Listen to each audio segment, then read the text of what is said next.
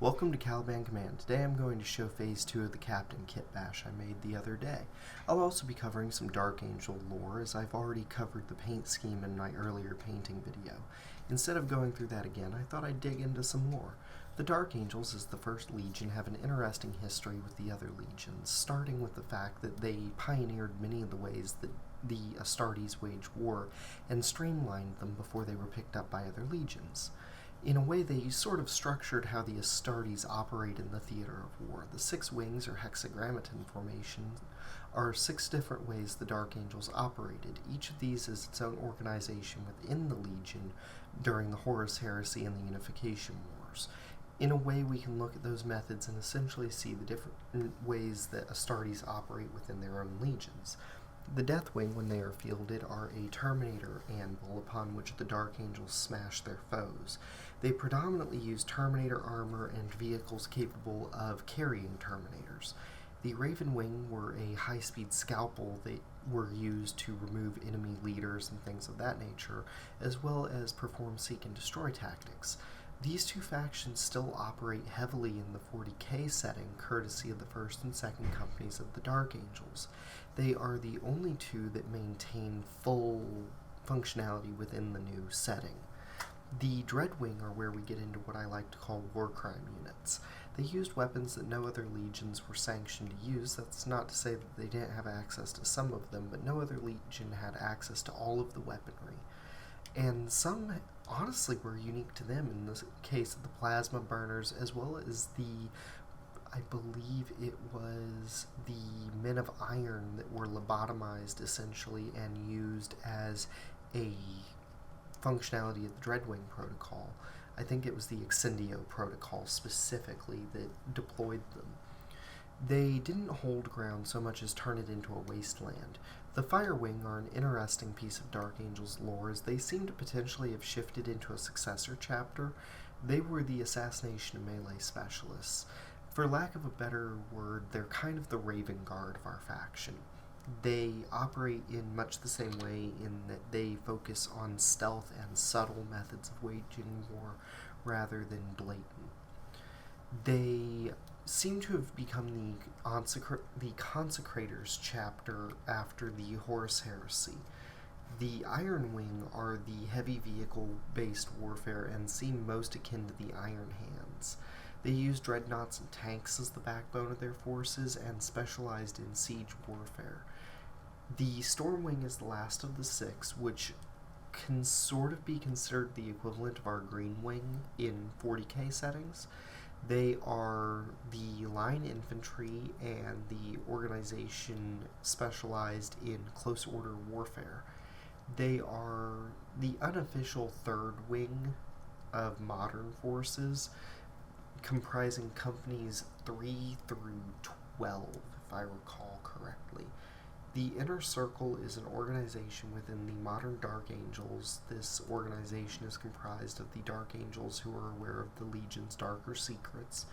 The organization is spread between all of the chapters. There isn't so much an inner circle for each successor chapter, so much as one inner circle between them all. The Inner Circle comprises of the Librarians, the Deathwing, the Grand Masters, the Interrogator Chaplains, and the Chapter Masters, which is where the rumors that the Dark Angels are a pseudo-legion draw their merit. The Unforgiven tend to move in unison, which lends itself to the theory that they are indeed all linked in some way.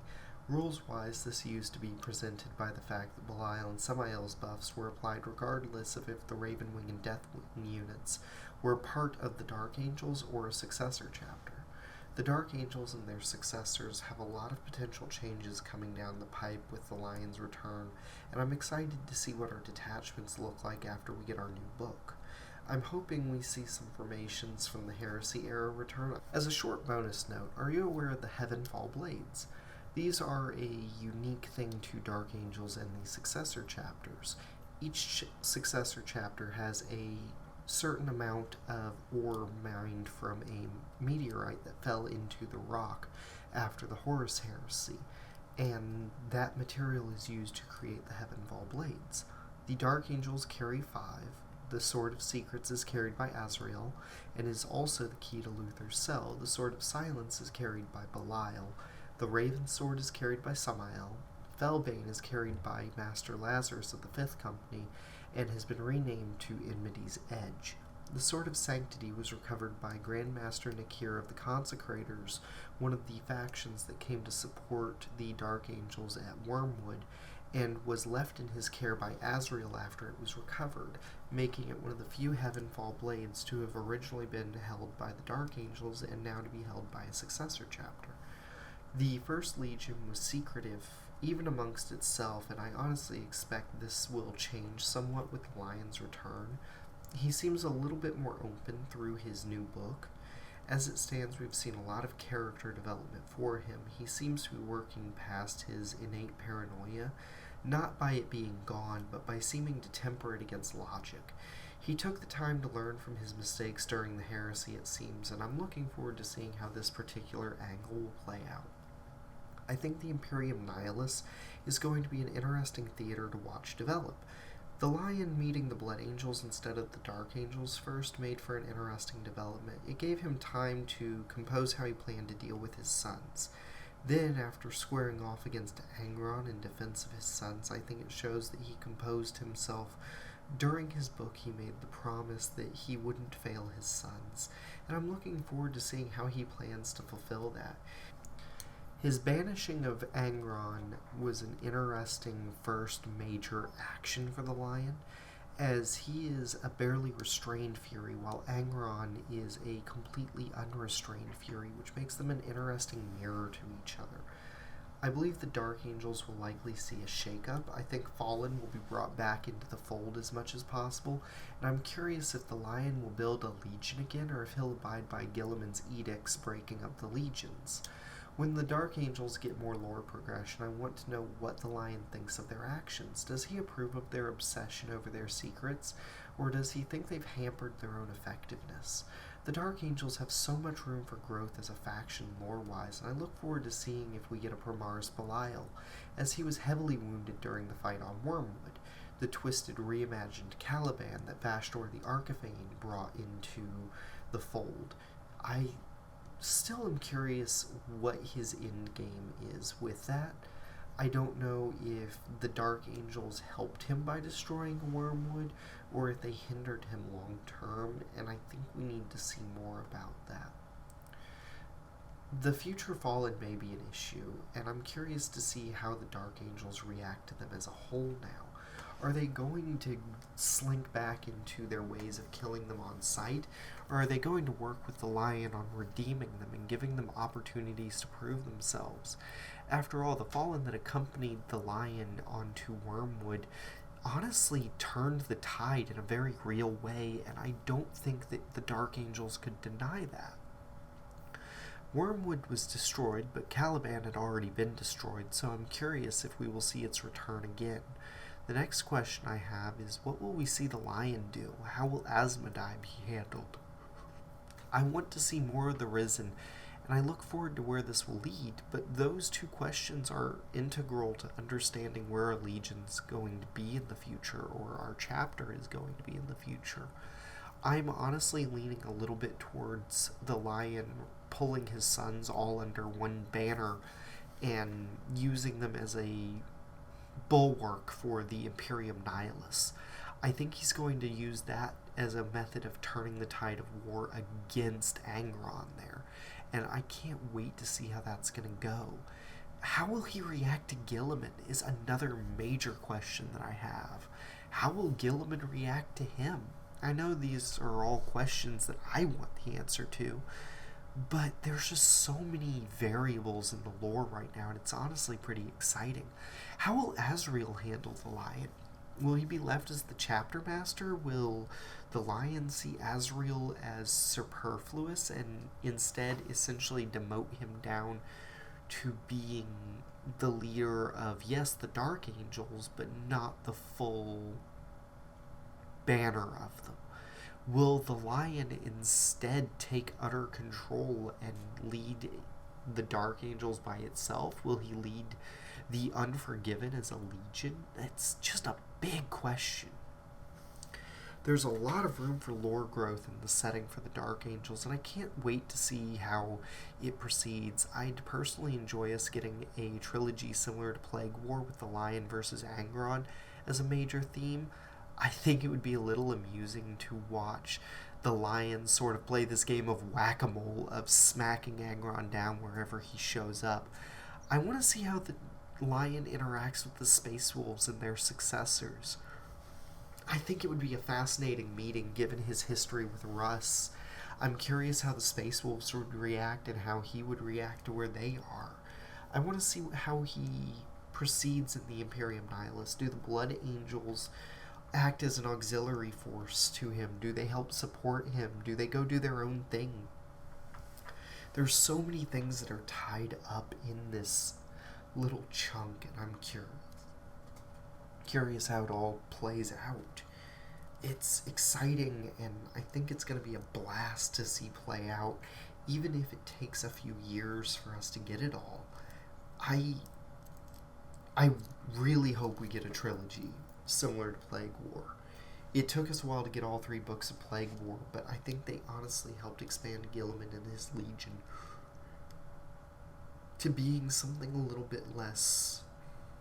I don't want to call them less bland, because they are still the poster boys for Space Marines, but I think I understand Guilliman and his Legion a little better after reading through those books. The other thing that I'm curious about is what our model range is going to turn into. Are we going to get more Dreadwing units if we get a Dreadwing detachment, for instance? Are they going to tell us what Primaris units would be members of the Dreadwing now?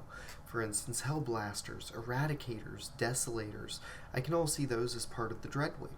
I think it will be an interesting mix if we get the old hexagrammaton formations back within the new setting, and I think that there'll be a lot of fun to play around with.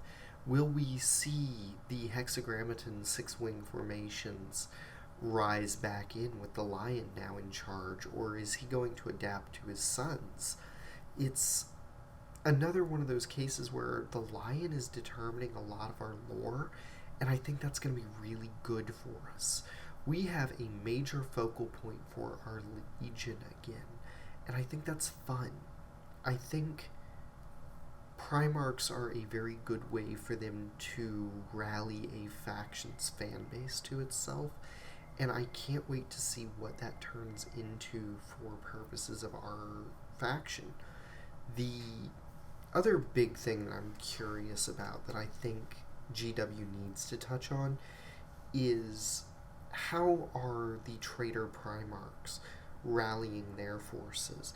Are they going to react in a way that brings multiple different demon Primarchs to bear against the Lion or against Guilliman?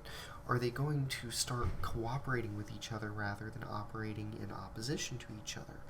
I think those are big questions that have to be answered in order for us to get anywhere with the lore. Yes, when Guilliman was by himself, it was easy to tie him up with just Mortarion. That was an easy ploy. Mortarion knew the buttons to press.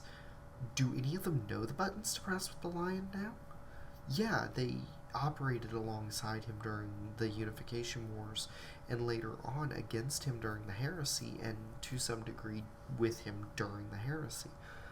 But, for instance, Perturabo is not going to be a good option to bring against the Lion. Fulgrim might be able to tie the Lion up, but with the way that he can just step into the forest, courtesy of his new warp ability, can any of them truly tie him up for any long period of time? I'm really curious how that's going to play into it. The Lion seems to be more interested in preserving humanity with the Imperium Nihilus than hunting down his brothers, and I think that's honestly a major character development. Had he been a little faster to get back to Terra instead of burning worlds in his wake, he probably would have made not necessarily enough time to avert the Emperor's death, probably, but definitely enough time to turn the tide of some of those battles in the aftermath. And I know some people say that, oh, the lion bided his time and waited. Clearly not. He is clearly loyal to the Emperor. He is clearly loyal to the Imperium based on his actions. And I think that that finally puts that argument to rest. Also, the fact that some of the Fallen weren't traitors in the sense of they turned to chaos. They were traitors in the sense that they weren't sure which side they were on makes a far more interesting story. They have the just following orders excuse.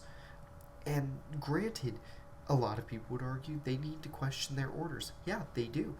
But when you're getting shelled from orbit, it's not the time that you sit and question orders. That's the time where you try to get the shelling to stop. I mean, it's just a neat dichotomy there. The Lion seems to have acknowledged, hey, this was a problem. This was all orchestrated. And I can't hold you all responsible for something that was orchestrated around us all. I can't blame you for falling victim to lies. I can't blame you for following orders. It's what you were ultimately built to do. And I think that is a huge character moment for the Lion. And I think it ultimately shows how he's changed. Horus Heresy Lion would not have questioned exterminating the Fallen. 40K the Lion seems to be a lot more... calmed down isn't the word that I would use. Rational would be the word that I would use. He seems to be bringing a rationality to his crusade that I think was lacking during the Horus Heresy. And I think that lack led to him getting played by Kurz, played by Perturabo, played by so many people. I want to know, genuinely, if they bring back Perturabo, is the Lion going to start hunting him, or is the Lion going to wait for Perturabo to come to him? I think that's going to be a huge thing, and I'm curious how all of that boils out. The biggest thing that I think they need in the setting is balance between the factions. And I think the Imperium being attacked from all sides is being handled by them now having two brilliant commanders on each side of it. That is a way of balancing it. Yeah, they have enemies on all sides, but the Xenos are going to fight Chaos just as readily as the Imperium. The Imperium's going to fight Chaos. The Chaos fights Chaos. Honestly, the side get surrounded by enemies seems to be everyone. The Imperium isn't unique in that, and I think that makes it a good setting, in all honesty. And I'm pretty excited to see how the Lion plays into all that. I think it's going to be a blast, and I think we're going to see a lot of interesting things come from his story. I think we're going to see a redemption arc for both him and the Dark Angels. I think we're going to see a lot of dark things the Dark Angels have done brought to light to the Lion, and him have to ultimately deal with the problems his sons have created during this. And I think that's going to be a very interesting experience to see.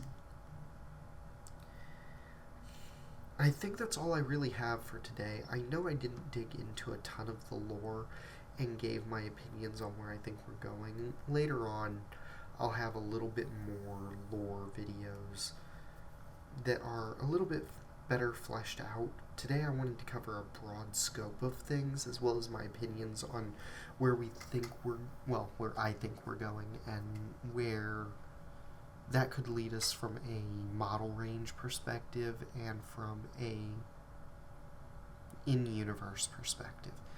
I'm curious what you all think. Please comment down below what you think, and if you agree with anything that I say, great.